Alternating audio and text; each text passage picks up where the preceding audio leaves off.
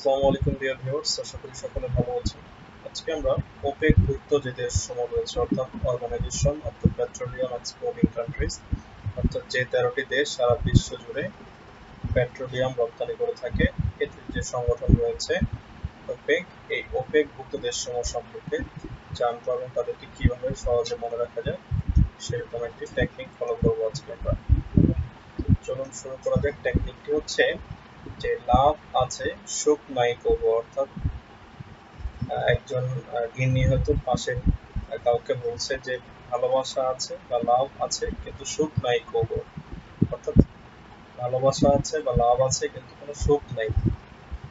লাভ দিয়ে বোঝানো হচ্ছে, এল দিয়ে হচ্ছে লিবিয়া, ভি দিয়ে হচ্ছে ভেনেজুয়েলা,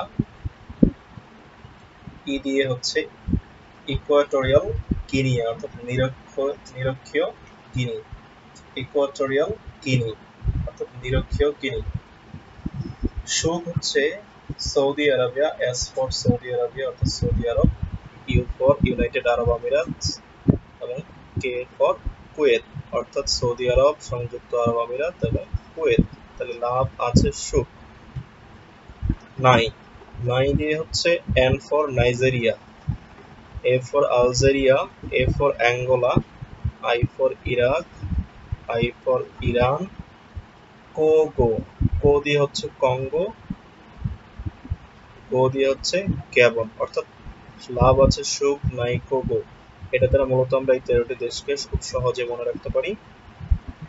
লিবিয়া ও ভেনেজুয়েলা, নিরক্ষীয় গিনি, সৌদি আরব, সংযুক্ত আরব আমিরাত, Kuwait, Nigeria, Algeria, Angola, Iraq, Iran, Congo, Gabon অর্থাৎ এই 13টি হচ্ছে পেট্রোলিয়াম সমৃদ্ধ দেশ এবং এরা সারা বিশ্ব জুড়ে পেট্রোলিয়াম এক্সপোর্ট করে থাকে এবং বিশ্বের পেট্রোলিয়ামের বাজারকে মূলত এই ওপেক প্রভাবিত করে থাকে এবং বিভিন্ন সময় তারা এটাকে অস্ত্র বা ওয়েপন হিসাবে ব্যবহার করতে পারে।